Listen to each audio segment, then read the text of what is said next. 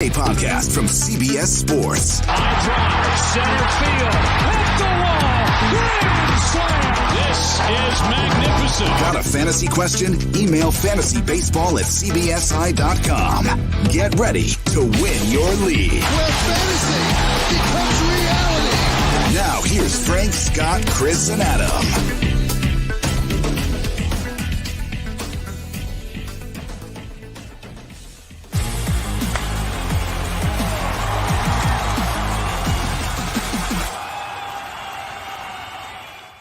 Wander Franco, are you serious? Welcome into Fantasy Baseball today on Wednesday, June 23rd. Frank Stanfield joined by Scott White with no time to waste. Today on the podcast, we might have a celebrity boxing match coming between Joe Girardi and Max Scherzer. Completely ridiculous scene out there in Philadelphia. Worryometer, we're going to fire it up. The interest-o-meter on some waiver options. Way more injuries, but let's start with the man, Scotty. Wander Franco, a truly awesome debut, goes 2 for 4 with a double, a walk, and a 3-run home run, which tied the game at the time. Had 3 batted balls over 95 miles per hour, which constitute as hard hits. He had an awesome double play that he made in the field as well. And Wander Franco is on the Rays, for anyone who doesn't know, because Wander Franco on the Giants is a different guy, and he's one of the most viewed players on CBS. So one of Wander Franco's brothers, also named Wander. Is that true? Yes. Oh, that reminds me. I believe his father is also named Wander, and I believe his son is also named Wander. So they're just a wandering group, those Francos. Keep it in the family there. But I remember that. I think that happened with like Rougned Odor. I think he has a brother or a cousin named Rougned or something like that. And I was just like, all right, well, not much creativity there, but Scott, Wander Franco was ridiculous. What did you see in this game? It's exciting times, man. Like the game of baseball, when we're here talking about like sticky substances and stuff, it truly is in a great place right now between Franco and Vlad Jr., Fernando Tatis, Ronald Acuna. There are so many young stars in the game. It's an exciting time. Yes, it is an exciting time, and this was an exciting debut for an exciting player. Wander Franco, all of 20 years old, and we've been waiting all season for him to get the call. How much do I take from this performance? Nothing, really. I mean, Jared Kelenic looked like the best player on the field in his second game in the majors. So, it could still unravel for Wander Franco. Hopefully it doesn't. I'm not even saying it will.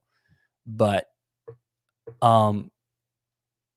if you were at least open to the idea of shopping him for potentially you need a studly return, and a return assuming that Wander Franco is going to meet his best case scenario right away.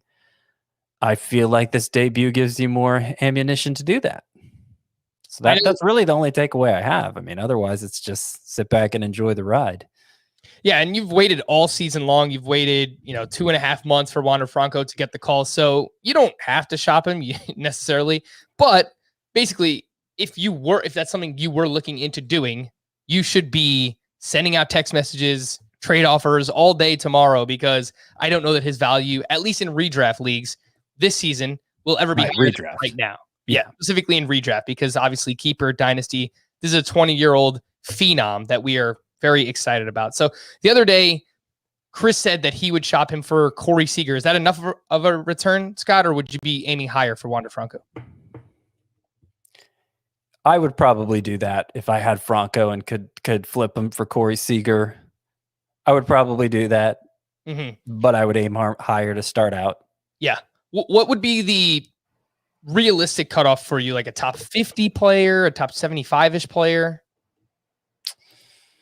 It's hard to say. I'd put an exact number on it. So looking at my shortstop rankings, and the odds of you trading a shortstop for a shortstop are probably pretty low. But I have Corey Seager 10th right now in my rest of season rankings at shortstop. Maybe he goes up when he comes off. Maybe he moves up when he comes off the IL. But just ahead of him are Carlos Correa, who's having a great year. Tim Anderson, who's not as good as the past 2 years, but still good. Marcus Semien, of course, is having an amazing year. Right after Corey Seager, I have Javier Baez and Jazz Chisholm. I don't think I'd trade Wander Franco for either of those. So at least at the shortstop position, Corey Seager would probably be the cutoff for me. I'm looking at hitters ranked inside the top 50 in Roto leagues right now. Freddie Freeman just inside of that group. Trey Mancini. I don't think we're doing it for Yuli Gurriel. Kyle Tucker. Those are a few names there, Scott. Randy Arozarena, his teammate. Again, this is Roto, not head-to-head points. So that just gives you an idea of like who's just inside the top 50 players there. And then among starting pitchers, just inside that group would include Joe Musgrove, Lance Lynn, Trevor Rogers. So those are like top 20-ish starting pitchers, which I think is probably a realistic. I'd probably shoot for like a top 15 guy if I could. I mean, if I could get any of those, certainly the pitchers you named, the hitters, it might be a little more questionable there. Certainly Freddie Freeman, I'd take for Wander Franco. Yeah. But we all think he's underperformed to this point. Certainly if I could get any of those for a guy who I was literally getting nothing from, up until today. I mean, I don't see how you couldn't count that as a win. No matter what Wander Franco does, if you get one of those guys for him. But of course, there's no harm in just holding on to Franco and seeing where it goes. This is an aggressive strategy. I don't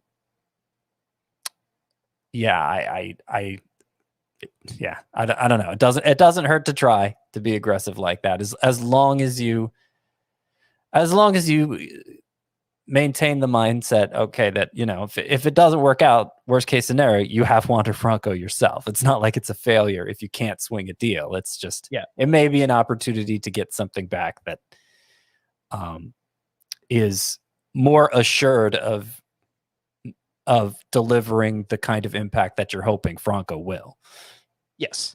And I think that's a good way to put it. You don't have to sell him. Again, I just want to reiterate that because it's, people are going to say, oh, well, he has a great game. You're automatically telling us to sell. No, I mean, again, if you could sell high, it's worth looking into. But he's 20 years old and just had 3 hard hit balls and a 3-run home run. So he looked awesome. Got all the hype right now, all the hype behind all him. Of the hype. Let's jump into Tuesday, Scott. Oh, my goodness gracious. Well, technically that was Tuesday, right? Wander Franco made his debut on Tuesday. How about the rest of Tuesday? Some other standouts outside of Wander Franco, Scott. Where would you like to begin? Charlie Morton. Charlie Morton appears to be back on track, as good as his last start was when he went 7 2/3 shutout innings, striking out 7. Even better this time. 7 1-hit innings, struck out 11, 18 swinging strikes, 13 on that curveball. That is still a 3,000 RPM pitch. So still a lot of spins on that curveball. And I think he's back. He lowered his ERA to 3.68 with this start. And what the last 2 starts have in common, other than good results and few hits, is very few sinkers. Seems like he's pretty much ditched that pitch, which was the key to his success in the first place. He was a sinker baller way back in his Pirates days, then went over to the Astros, became more of a fastball, like a 4-seam fastball, curveball guy. And I don't know why he was throwing so many sinkers early in the year for the Braves, but it seemed like a bad choice. And the choices he's making now, he's making better choices now, that Charlie Morton. And I think the future is bright for young Charlie. Yeah, I'm right there with you. And we said it after last start. It's a pretty easy strategy here. A key to success for Charlie Morton is to throw your best pitches more and throw your bad pitches less. And his sinker was getting hit hard this season. I think it was like over 300 batting average against. So going with the 4-seamer, going heavy with that curveball. He had 18 swinging strikes in this game. 13 of those came on that 3,000 RPM curveball. Back-to-back 7-inning performances. I do want to mention he never completely did away with the sinker, even in those great years with the Astros and Rays. He just faded it. It used to be his primary pitch, and it became his 3rd most used pitch. So I don't know that he was using it anymore in his first few turns with the Braves, but the last 2 turns, he's basically done away with it, and the results have been great. So on the season, his sinker usage was 18%. It was still 21% last year with Tampa Bay. Right. So that is interesting. And how much did he throw it in this one? He only threw it one time. So he's like, just completely ditching it now. So it seems to be working for him. So keep doing that, Charlie Morton. The ERA down to 3.68, the whip down to 1.14. Hopefully you held the faith on Morton or bought low, because we've been basically touting him as a buy low all season long with one Charlie Morton. How about Chris Flexen?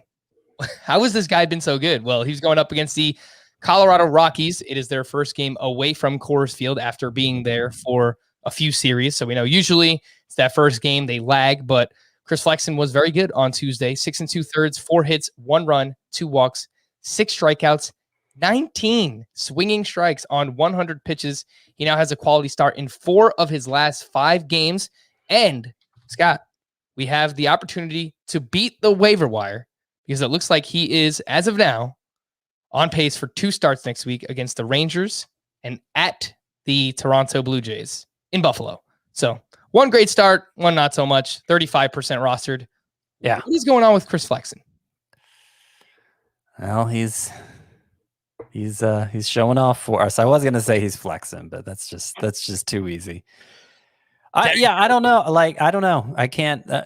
It doesn't look like his pitch mix has changed. His other than this most recent start. No, really, the last 2 starts, the swinging strikes have been up. He went 8 shutout innings, struck out 8 last time. That was against Minnesota. But I don't know why they've gone up. His modest spin rates have held while other pitchers are falling. So that's something, I guess. But it's not like he was spinning the ball out of its seams before this. So I'm skeptical. Kind of like with Ross Stripling. The results have been good recently, and the results were very good for Stripling again on Tuesday. But I am unsure why, and that makes me skeptical that it'll last. Who would you rather have, Scott, between Chris Flexen and Ross Stripling, who went into Miami and allowed 1 run over 6 innings with 7 strikeouts over his last 6 games? One of those was a relief appearance. A 2.31 ERA with 36 strikeouts over 35 1/3 innings pitched for Ross Stripling. Who would you rather have, him or Chris Flexen? Stripling, if only because we've known him to be an all-star pitcher in the past. Okay. And I don't know what he's lining up for in terms of matchup next week, but yeah, again, Chris Flexen currently on pace for a 2-start week next week. If you are somebody who's buying in and you want to get in on that action, shout out to Joe Girardi, who is an idiot. He wanted to fight Max Scherzer, and he had Max Scherzer checked in the middle of the 4th inning. Mind you, this is happening all across baseball. Starting pitchers are getting checked multiple times throughout their starts for foreign substances on their glove, on their hats, sometimes inside of their belts. So Scherzer was checked 2 times already in his start on Tuesday. In the middle of the inning, which Joe Girardi is in his right to do, apparently. The middle of the 3rd inning. The middle of the 4th inning. It was the 4th inning, Scott. Oh, the 4th inning. Okay. Yeah. But after already being checked twice, the first 3 innings. Yeah.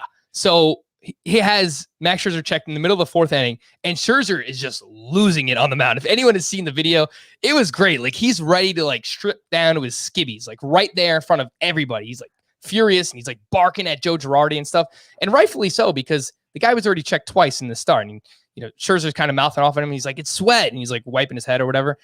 Anyway, Max Scherzer strikes out JT Realmuto to end the 5th inning. That's the next inning. Just completely stares down Joe Girardi the entire time walking back to the dugout. And Joe Girardi comes out. He's like, yeah, do something. He's ready to fight. What are you doing, Joe Girardi? Max Scherzer is a maniac. Do not try to fight him. So I don't know what he was thinking. It was gamesmanship or trying to throw Scherzer off of his game. I don't know what was happening there, but when it was unfolding in real time and the video was being passed around on Twitter, I thought, Girardi, seeing how agitated Scherzer was the first 2 times he got checked, just wanted to keep him agitated. That's what I was. So it was a gamesmanship thing, is what I was thinking. He offered a pretty good explanation after after the game. When the umpires check the pitchers, they check the glove, they check the hat, they check the belt. But apparently Scherzer kept running his hands through his hair more than he typically does, and so Girardi wanted them to check the hair. Which, if you're trying to get around the inspection, you would put it someplace other than the hat, the belt, and the glove. So kind of makes sense. But it still may have just been him trying to get under Scherzer's skin. I don't know. You mentioned that Scherzer was about ready to drop his pants, to drop trowel. Sergio Romo, reliever for the Athletics. This video was making the rounds. He actually did. He actually pulled his pants down to his knees. Oh, no. In the middle of the diamond. Oh, no. Very briefly. No pun intended. But I'm currently watching the video. Yep. He takes off the belt, unbuckling the pants. Yeah. Oh, man. Who you really got to feel for in this scenario is Steve Lyons, who we mentioned yesterday, whose claim to fame was absent-mindedly dropping his pants to shake some dirt out of them at first base in the middle of the game. And it's been a profound embarrassment his whole life. He's 61 years old now. I looked it up earlier tonight. And like his claim to fame is he's being erased from existence now. Like there's no reason to remember Steve Lyons if this is just going to be a common event, players dropping trowel mid-game in the middle of the field. Like it's commonplace now. Yeah. And there's like this whole new generation of like celebrity boxing, Scott, which whatever we're not going to talk about, but if we could set up All-Star Weekend or All-Star Break, a little Max Scherzer versus Joe Girardi, I don't think anyone would object to that. So let's make that happen. Ultimately, I want to talk about this because Max Scherzer's spin rates were down in the start, despite being still very good. It was his return to the mound from the IL. 5 innings, 1 run, 8 strikeouts, 19 swinging strikes. The spin rate on his fastball down 133 RPM. The spin rate on both of his breaking pitches were down over 200 RPM for Scherzer. And I will point out, his name has been mentioned in the past with Bubba Harkins, who was a clubhouse attendant for the Los Angeles Angels, who apparently distributed these substances to Max Scherzer, allegedly. Garrett Cole, Adam Wainwright was named in it. There was like a few other pitchers, but Scherzer has been named in stuff like this before. So I just thought I would throw that out there. And a few other pitchers I wanted to highlight real quick, Scott. Well, if Girardi could have avoided the checking if he had just been looking at the StatCast data. Oh, the spin rates are way down. He must not be using anything. Well, it's not part of his binder, Scott. Part of when Joe Girardi was the manager of the Yankees here in New York, he had just this huge binder with like all of his analytics, and I'm assuming there's no iPad in there with like StatCast data. But anyway, Lucas Giolito was still very good. 6 innings, 2 runs, 7 strikeouts. RPM on his fastball down 200, his slider down 170, and Garrett Cole, who was still very good. That's why I don't know what to make of any of this stuff, because these guys were still very good against the Royals. Okay, go ahead. Stat line for Cole. Yeah, for Garrett Cole, 7 innings, 2 runs, 6 strikeouts. His fastball was down 245 RPM. His slider was down 243. I will point out, this came up on the broadcast, back-to-back games with 6 strikeouts or less for Garrett Cole for the first time since September of 2017. So it's worth noting, obviously. Yeah. And we've seen since the reports first started about the crackdown, basically at the beginning of June. So it's been several turns now where we've seen the spin down on Cole's pitches, but this was the biggest drop so far. So I don't know if he was weaning himself off the hard stuff with maybe a rosin and sunscreen solution. This is entire speculation on my part, why there was a modest drop before and then there was a big drop. And we're saying relative to his season average. So the season average had already fallen because of the drops from before, and then there was a big drop here on Wednesday.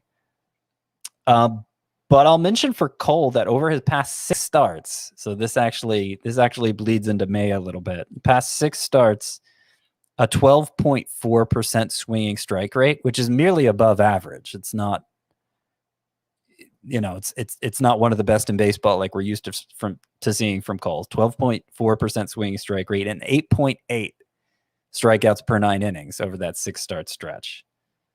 So I don't know. That is a less dominant pitcher if that's who Cole is now. But 6 starts is not the same as 16. So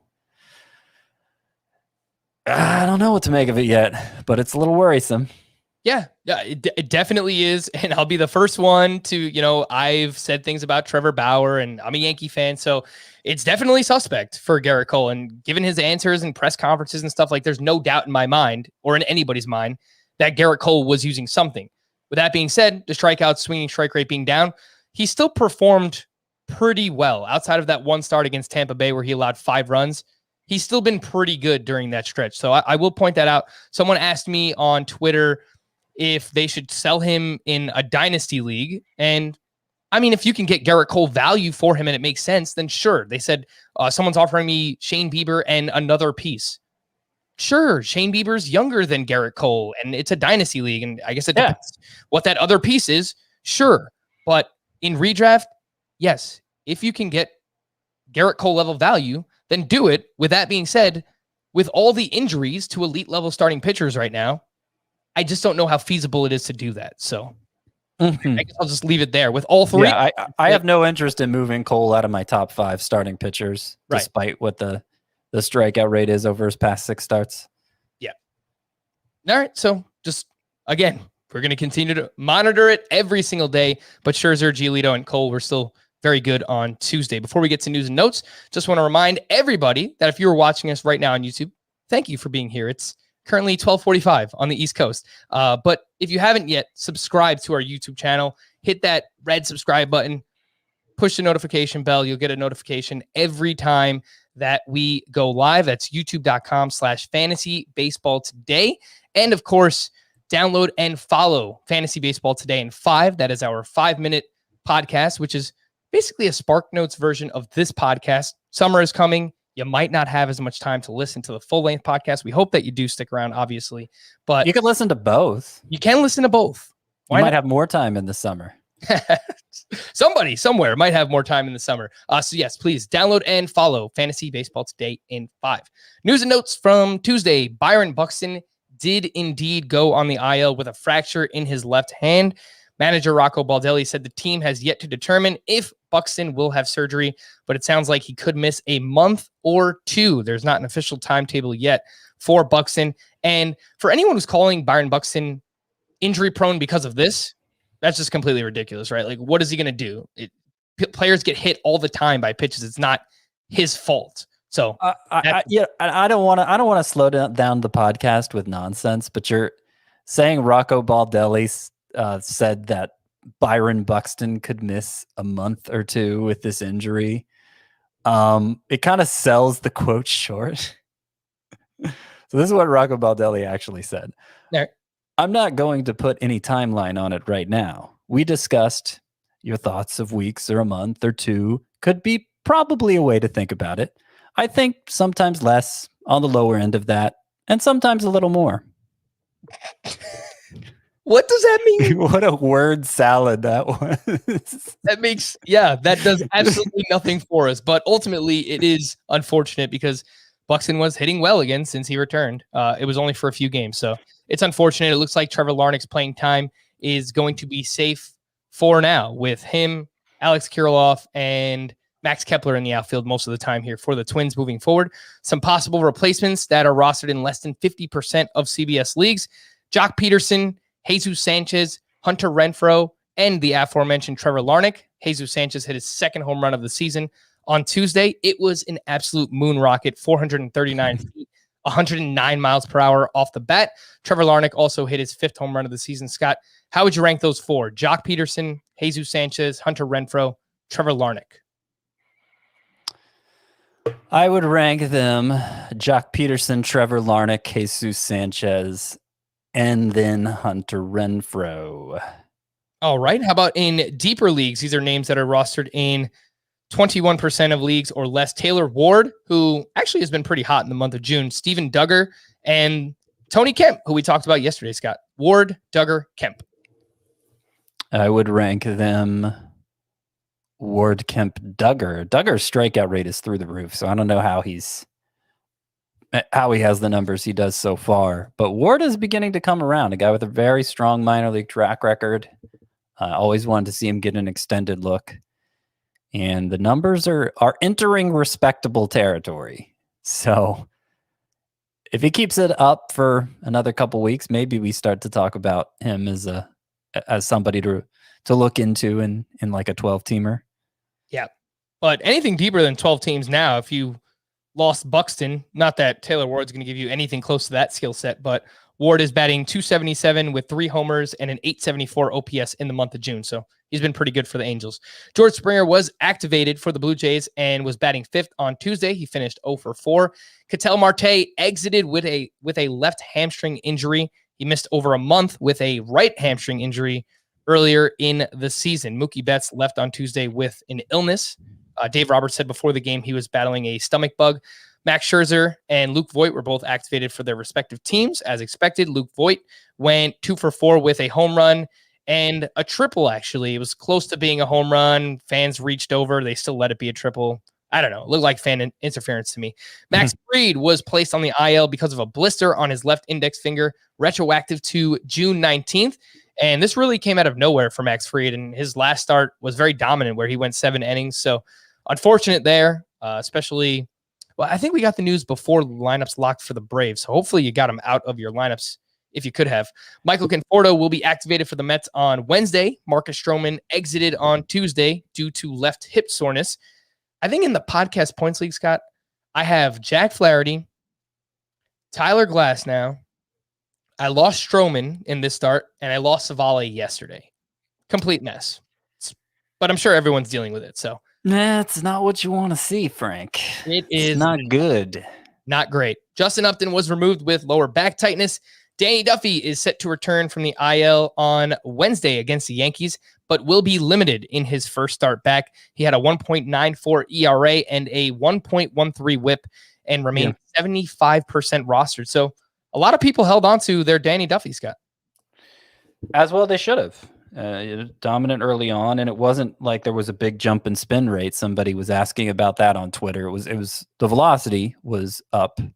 I think as high as it was like in 2017 when he was beginning to emerge as a real fantasy standout, and then kind of fell off in the years thereafter. So we'll see how he is coming off injury. It's I believe it was an elbow thing, right?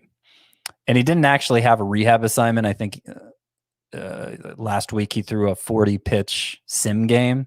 So when you say he's going to be limited, I doubt he goes 5 innings. Yeah. He might not even go 4 innings. Mm-hmm. Yeah, we could be looking at something like 50 to 60 pitches. So if you're debating whether or not you should start him, don't do it in place of, dropping someone that's valuable right now. If you can afford to leave him on your IL for now, why not with Danny Duffy? Alek Manoah has received a 5-game suspension and an undisclosed fine for intentionally throwing at Maikel Franco over the weekend. Alek Manoah is appealing the suspension. Josh Donaldson was out for his 5th straight game with that strained right calf. Chris Sale threw a bullpen session on Tuesday and will face hitters on Saturday. He's on pace for a rehab assignment sometime in July. Despite having an MRI on his wrist, Ty France was in the lineup Tuesday and plans to play through his bone bruise. Trevor Rosenthal resumed baseball activities and could start a throwing program sometime later this week. I think I asked you either last week or 2 weeks ago, Scott, when we initially got an update on Trevor Rosenthal, if you think that he would be the closer upon returning for Oakland, and you said no. Does that answer remain the same? Yeah, it remains the same. They've had a good situation at the back of their bullpen. Other than the strikeout rate, Lou Trevino's numbers look great, and Jake Diekman has done fine spelling him from time to time. So I don't see why they would change it up. All right. Brett Anderson was placed on the IL with a bone bruise in his right knee and will need extended time before he returns. And just one prospect update. Nate Pearson was placed on the minor league IL with a right groin strain. This comes after 2 strong starts in a row at AAA, so unfortunate timing there for Nate Pearson. We are going to take a quick break, but when we return, it's Worryometer Wednesday next here on Fantasy Baseball Today. So I have 5 hitters here, Scott, that are pretty big names that have been struggling since either the start of May or just in June. And we'll start with Bryce Harper, who actually had a good game on Tuesday. He went 2 for 4 with his 9th home run. But since the start of May, he's batting .238 with a 31% strikeout rate. I'm not sure that Bryce Harper is completely healthy, Scott, but he continues to play through these things, and it's really affecting his numbers. What's your Worryometer 1 to 10 here on Bryce Harper? I would put it at about a 3.5 if you're not limiting me to integers. And I agree with you. It was it's back tightness he's been dealing with most recently, but he was on the IL before that for like a wrist issue. It really hasn't been the same since he got hit in the face by a pitch. Remember that scary incident when he got hit by a pitch? And I think the wrist injury was actually off the pitch deflecting off his face and hitting him in the wrist. So, yeah, I had hoped the IL stint had straightened him out. His return hasn't gone great, but maybe this performance on Tuesday is him getting back on track. Obviously, we know what kind of player he can be and has been for a long time. So, I'm not going to freak out about it, but I'm a little concerned. And it sucks because his April was so good. He was batting .321, 6 homers. He had an OPS over 1,000. Strikeout rate was very manageable at 20%. I will point out a lot of the bad production for him since May has been mostly May. He had a 39% strikeout rate last month. That's back down to 20% in June. So maybe he's dealing with some bad luck here. The expected numbers still look pretty good on StatCast. Overall, I'm not worried about Bryce Harper. I actually think this is a pretty good buying opportunity if he gets healthier as the season goes along here. Chris Bryant went 1 for 3 with his 14th home run on Tuesday, but is batting super weird. Just noticed this. He's batting .133 in June with a 26% strikeout rate this month and a 55% ground ball rate. His ground ball rate was below 37% over the first 2 months of the season. So big strike and ground balls, big spike in strikeouts for Chris Bryant. Scott, what is your Worryometer there? Maybe like a 2. Not that worried. It is strange how that launch angle has changed so much in June. And so while the rest of the league heats up, Bryant has cooled off. And I was surprised to see how much he'd fallen in the among third basemen as a result. But I expect he'll bounce back. Yeah, me too. I mean, I just hope that this ground ball rate isn't anything that might be nagging, because a lot of the times for power hitters, if we see a spike in ground ball rate, it kind of precludes something that we didn't know about. So just pure speculation here. I hope Chris Bryant is fine. And if he is healthy, then I assume that he will get back on track, but just worth pointing that out. JD Martinez, another one. He went 1 for 5 with 2 RBI, but added 3 more strikeouts on Tuesday. And since May 1st, he is batting .285, but only with 5 homers and a 772 OPS. So I thought that it was really cool to like compare hitters from yesterday that we spoke about turning things on since May, and then some of these other hitters that have really done the opposite, and they're really big names too. So JD Martinez, a sub 800 OPS since May 1st on. Batted ball data all looks pretty fine, so I don't really see anything too concerning. What do you think, Scott? Worryometer at JD Martinez. Yeah, me neither. It is interesting that he was at his best when it was the most difficult environment for hitters in April, and basically nobody was hitting back then, and JD Martinez looked like the best hitter in the world, looked like a first round caliber bat again. But over the course of any season, every hitter is going to go through rough stretches. I think the underlying numbers still looking good for Martinez, and his worst stretch still has his OPS just shy of 800 since May 1st. So I think he'll heat up again. I'm not really concerned. So I'll go 1 on JD Martinez. The batted ball data for JD Martinez over the last 2 months. 41% hard hit rate, 25% line drive rate, 41% fly balls.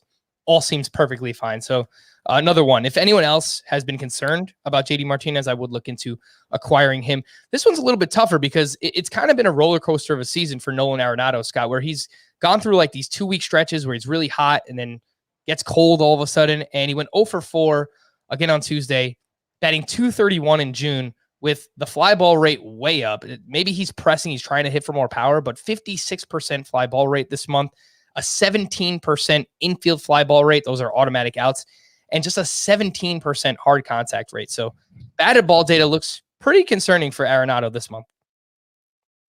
Yeah, I'll go as high as 4 on the worryometer for him because him, playing outside of Coors Field for the first time.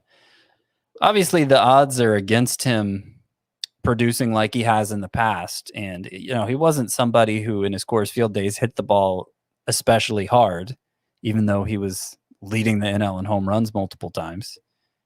And we all expressed some concern about him going to the Cardinals, how well his numbers would translate. I don't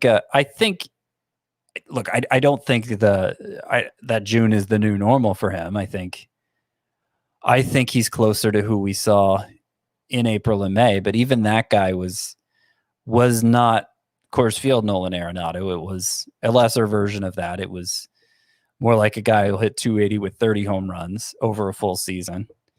What he's done in June doesn't really change my expectation for him. I just think his name being Nolan Arenado, people may need to recalibrate their expectations for him. And over the course of the first 2 months of the season, he was batting. Boop, boop, boop. Come on, load Fangraphs.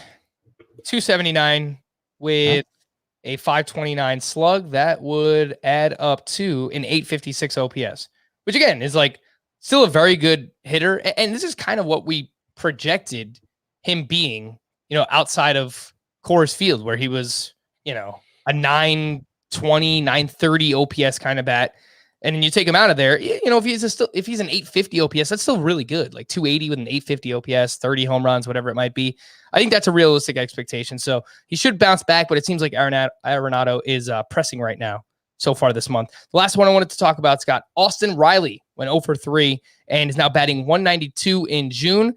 The ground ball rate is up to 46%, which is his highest of any month this season. And his home run to fly ball rate has naturally regressed. It was 32% in May. That was never going to remain. It's only 12.5% here in June. Your worryometer for Austin Riley? Probably go 5.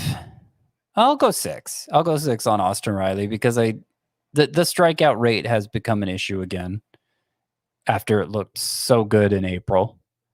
And looked good last year too. And we were thinking, if he can combine that low strikeout rate with the power he showed in 2019 that he showed in the minors, and we could really be onto something. And he did have a huge month of May, but it wasn't really the best of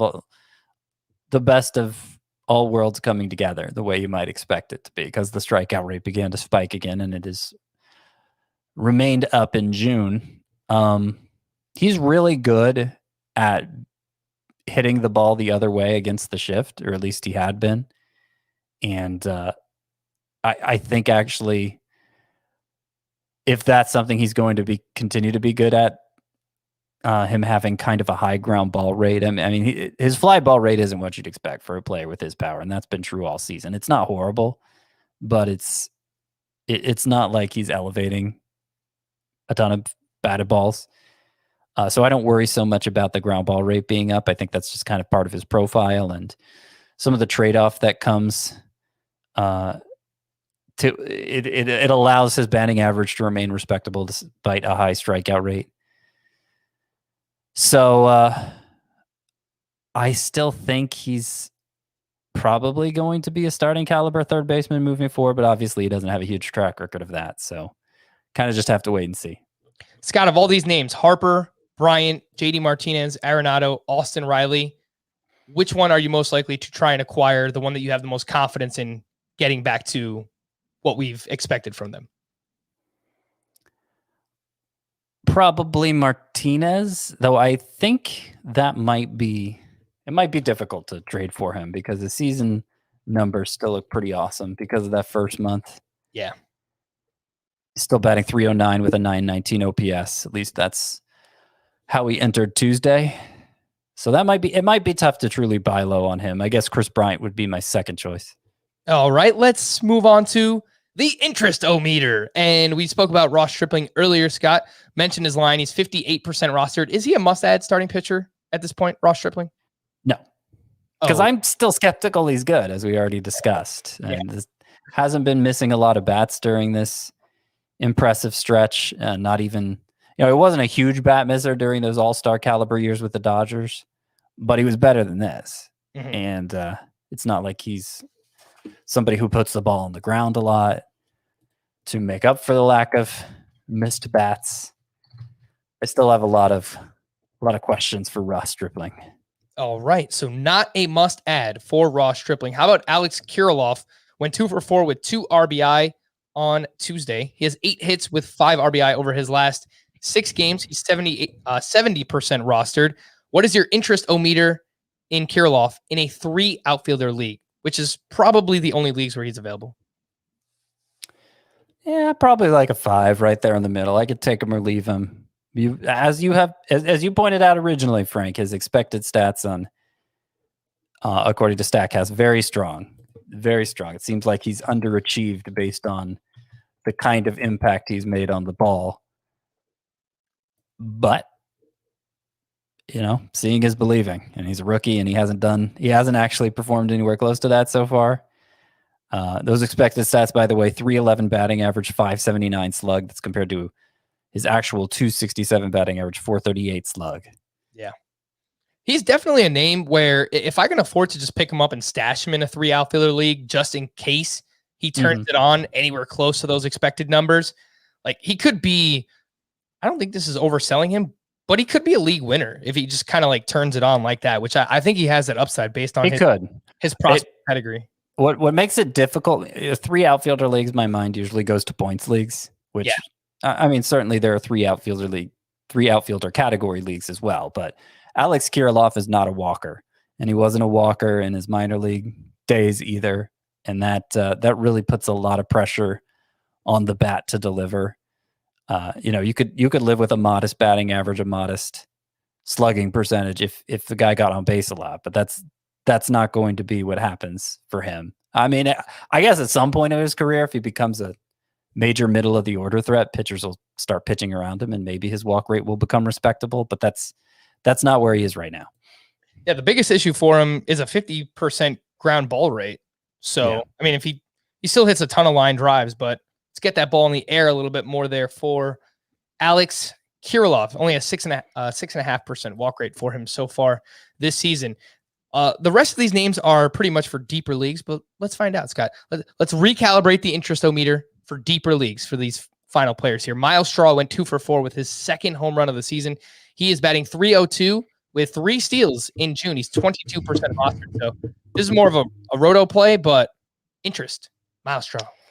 Yeah, even from like a 15-team context, I would say my interest is only about a 3.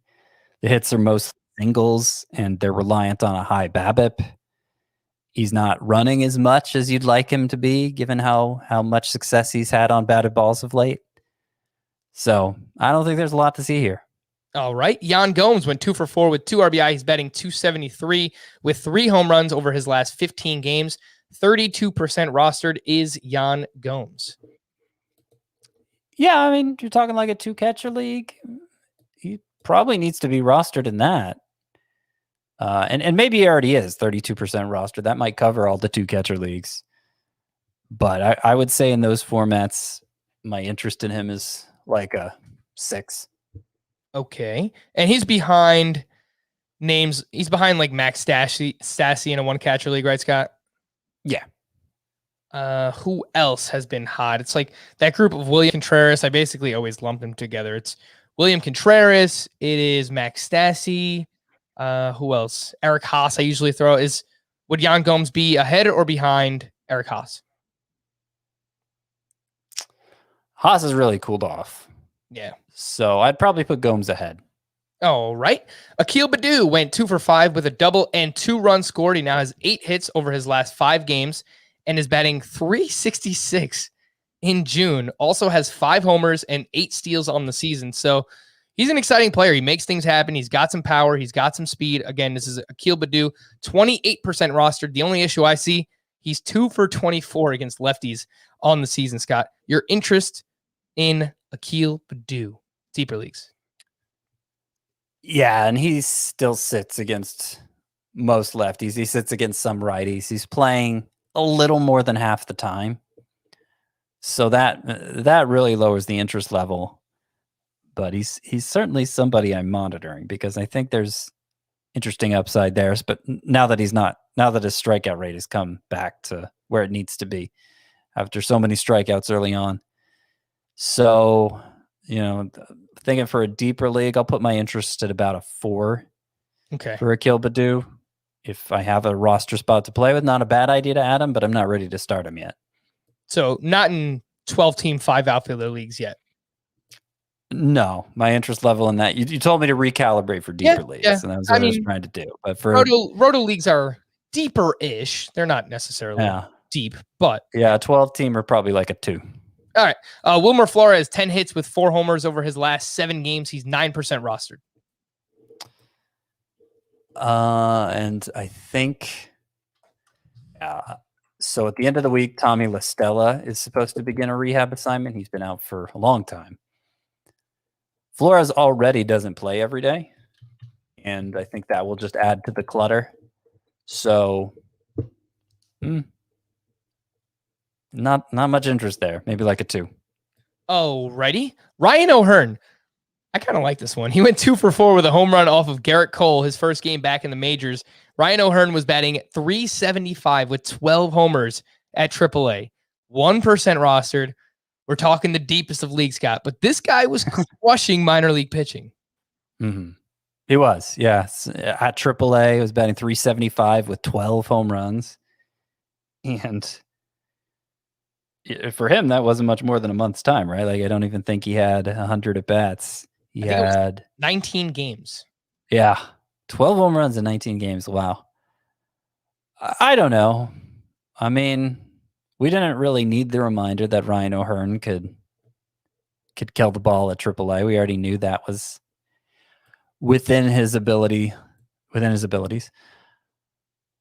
It's just against the major league pitchers. How's that going to play out? And he's already been up this year.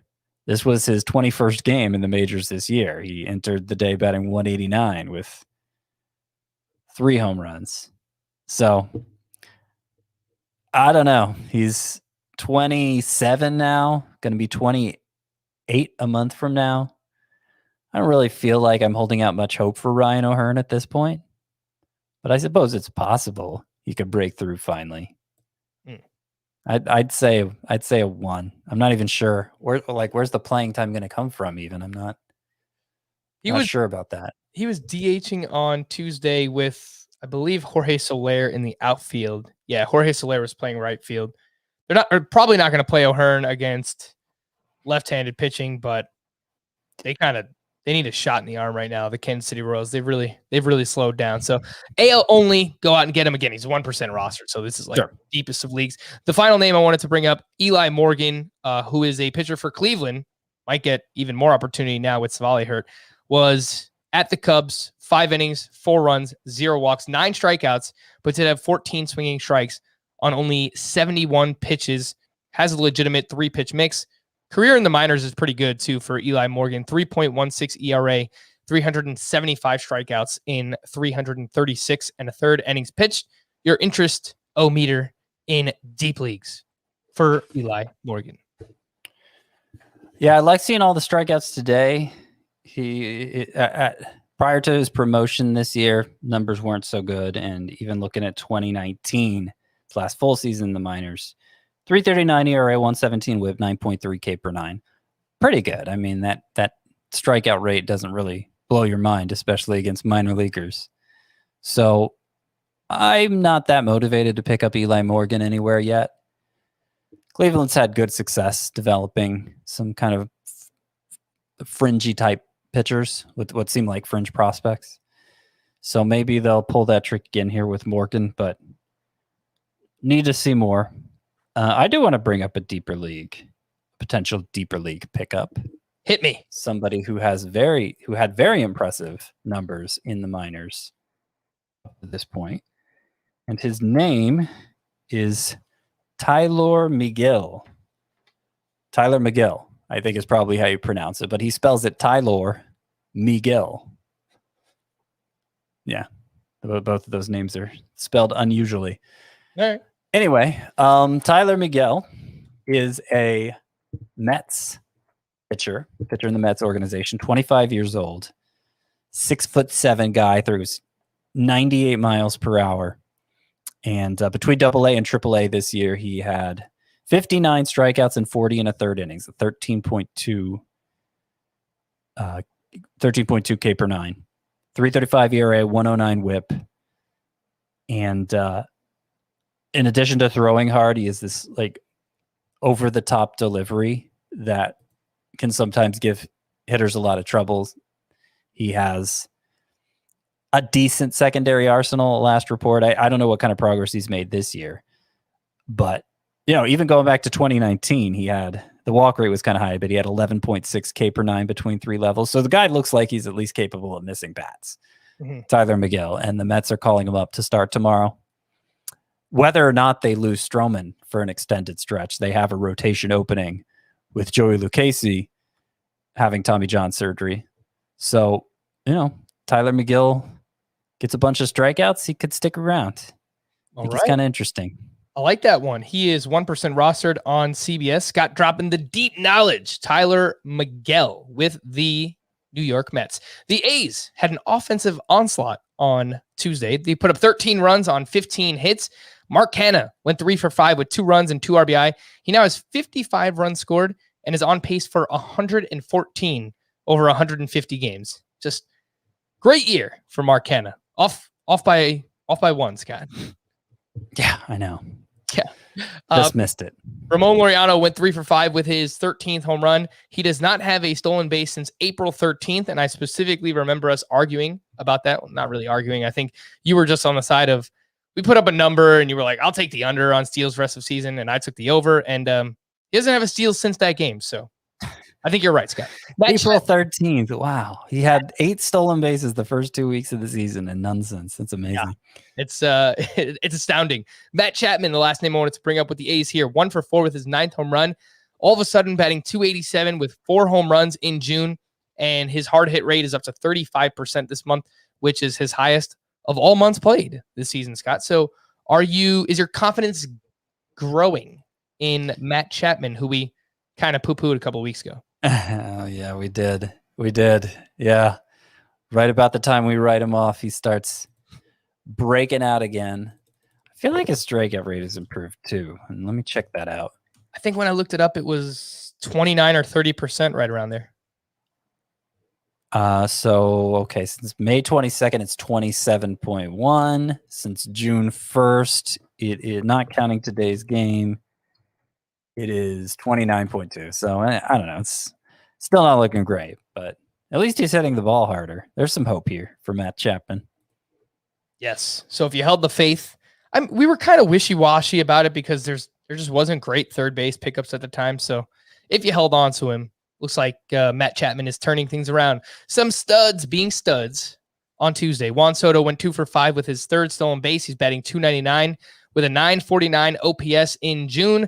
Sandy Alcantara was up against the Blue Jays, 8 innings, 1 run, only 3 strikeouts, only 8 swinging strikes. But the guy is giving you a ton of volume, 8+ innings in 4 of his last 6 starts for Sandy Alcantara. 8+ in 4 of 6. What year is this?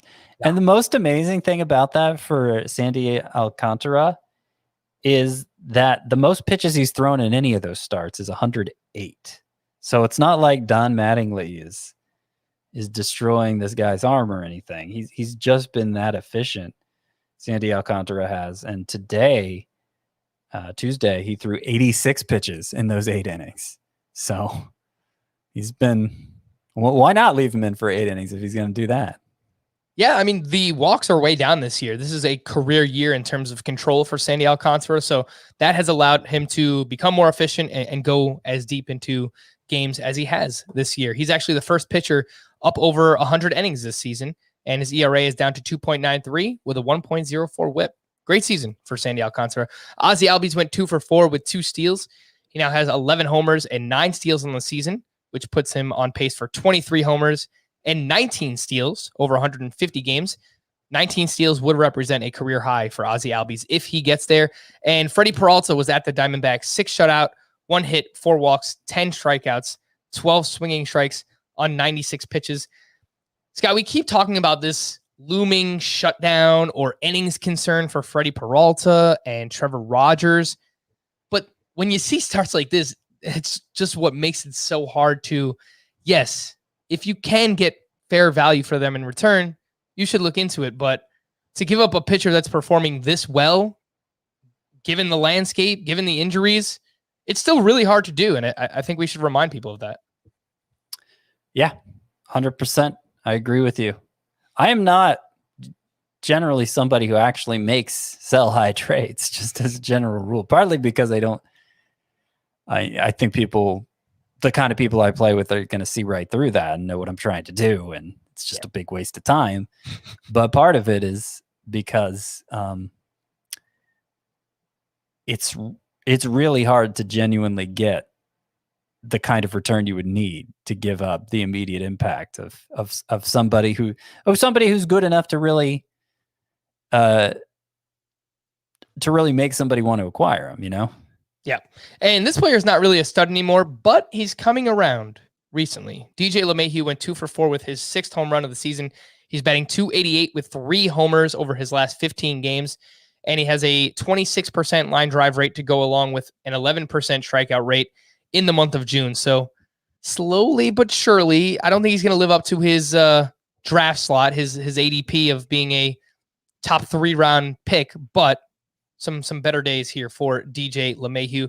Some leftovers from Tuesday. Zach Wheeler had his worst start of the season, his shortest start since joining the Philadelphia Phillies. Only 3 innings, 3 runs, and he kind of got BABIP'd in this one. 545 BABIP despite just 3 hard hit balls. So no, I am not worried about Zach Wheeler. Wade Miley, just keep chugging along, Scott. 7 innings, 2 runs, 0 walks, 6 strikeouts at the Minnesota Twins, a lineup that typically performs very well against left-handed pitching. So gaining even more confidence in Wade Miley. Yasmani Grandal went 1 for 2 with a home run. He is now batting .241 with 5 home runs in June, which sounds very Yasmani Grandal-like. What else do we have here? Kyle Hendricks up against Cleveland, 6 shutout with 5 strikeouts. He has 8 straight quality starts. He's back. ERA down to 3.84. Jonathan Scope, 2 for 5 with his 14th home run of the season. If you can add him anywhere, I think you should. He's red hot, but 80% rostered now for Scope. Maybe in some shallower leagues, but I don't really see him available in any leagues that I play in. Tarek Skubal, not a good one here. 4 2/3, 2 runs, 4 strikeouts. Did you see anything in particular here with Skubal, Scott, or was he just inefficient? He needed 97 pitches to record 4 2/3 innings. The spin was down on his fastball. Mm-hmm. A notable amount, 134 RPM. And it hadn't been down that much up to this point. So I don't know. I still have plenty of whiffs. 13 whiffs on 97 pitches. I don't make too much of it. It's just a start where he didn't go deep enough. Andrew Heaney had the most Andrew Heaney start of all time against the Giants. 6 innings, 10 hits, 5 runs, but 0 walks and 10 strikeouts. He did allow 2 more home runs with 17 swinging strikes. I don't know how he does it. He gets so many swinging strikes, a ton of strikeouts, but just still gives up a ton of home runs, even in a season where, home runs have been down. So this is just who Andrew Heaney is. Dr. Jekyll and Mr. Hyde. We saw all of it in this one start. Anthony DeSclafani continues to just ball out this year. 7 shutout with 9 strikeouts, 2.77 ERA, 1.00 whip. Must start. I think we're approaching that territory with Anthony DeSclafani. Zach Gallen against the Brewers. Really good one here. Really good-ish. 5 innings, 1 run. I was more grimacing at Desclafani, but You don't think he's must start? well, I mean, awesome. it was a great start he had at the Angels, no doubt. He entered the day with less than 8 strikeouts per 9 innings, a swinging strike rate of 10.5. Neither of those numbers are good, obviously, and not a great ground ball pitcher either. So I think he's overachieving. I would hesitate to call him a must start. It's certainly must roster. I'm not saying drop him, but maybe a sell high. Maybe I would look to sell high on Anthony Desclafani. Be easier to do it with him be easier to part with him than somebody like Freddie Peralta. I do agree with that sentiment for sure. It's just like 2 starts ago, complete game shutout with 8 strikeouts. Like the guy's just been rock solid. He had 1 start where he gave up 10 runs. I mean, if I can't do the math now, but if you take that start out, his ERA is probably like low 2s, maybe even below 2s. So, yeah. XFIP is 391. Yep, that's fair. Does have a career high 47% ground ball rate. So that's not a lead or anything, but it is the highest for his career. Zach Allen, just wanted to get back to him real quick, Scott. Had a good start here, 5 innings, 1 run, 8 strikeouts. Would you feel okay starting him next time out against San Francisco? I think so, though it is worth pointing out, especially since he's been at the center of some controversy here, pointing the finger at his old general manager with the Marlins, Mike Hill. Spin rate was down across the board for him in this start. And it wasn't down in his first start off the IL. So first start back, spin rate is fine, but the results are bad. Second start back, spin rates are down, but the results are good. So what does any of it mean? I don't know. But obviously, I'm more relieved than not to see how Gallen's second start went, especially since it was a UCL injury he's coming back from. More confidence starting him going forward, even with the drop in spin rate. Yeah, only got up to 68 pitches in this start, so maybe by the next one, 75 to 80-ish, something in that range. But let's wrap up with the call to the pen, some bullpen updates. The Reds roller coaster continues. Lucas Sims enters in the 8th inning in a 7-4 game, immediately allows a solo home run, and then gives up 2 more hits after that. TJ Antone enters with both runners on base, proceeds to allow them to score. So Sims is charged with 3 hits and 3 earned runs without recording a single out. Again, in the 8th inning. Why not just save him for the 9th? Amir Garrett would eventually get the save. So, Scott, do you think that they were trying to have Lucas Sims go for a 5-out save, or it was just like the biggest spot in the game, I guess, and they wanted to bring him in? It's possible. He's had a 4-out save in June. He's had a 6-out save in June. That may have been what they were thinking. I know they just activated TJ Antone, so hopefully that's going to take the pressure off Sims. And let's see, did Antone work in this when he followed Sims? Yeah. Actually, kind of bailed Sims out. The only 2 outings in June in which Lucas Sims has allowed a run were the 2 outings where he wasn't brought in like a typical closer situation. In the 8th inning in this one. Yeah. As you said, he may have been going for the save, and we just have no way of knowing. But the other one he allowed a run was when he was randomly brought in the 6th inning of a game.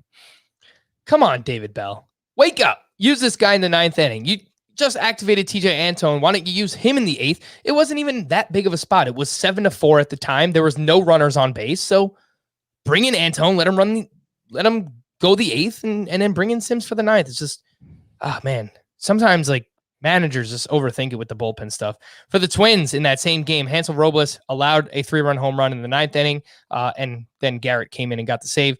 For the Pirates, Richard Rodriguez got his 9th save. Jordan Romano got his 4th save with the Blue Jays, which his usage has kind of been weird. They haven't had a lot of save opportunities, but nice to see that from Jordan Romano. I think he's the closer now. His numbers have been great. Everybody else has kind of disqualified himself in that bullpen. I know Tyler Chatwood got a save the other day, but that's because Romano had just worked 2 innings the day before. So it's just been bad timing, lack of save chances, and then overuse when one did come up. But I think Romano's the closer.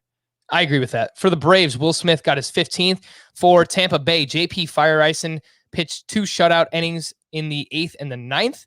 And then Pete Fairbanks allowed 3 hits and 3 earned runs. I believe he worked multiple innings as well. He's now allowed a run to score in 3 of his last 4 outings. Ryan Yarbrough got crushed earlier in that game, 5 earned runs in 2 innings, which really put pressure on the rest of the bullpen to pitch multiple innings. Yep. He followed an opener in this game. Yarbrough did, but it was a bad outing. It should have been a longer one.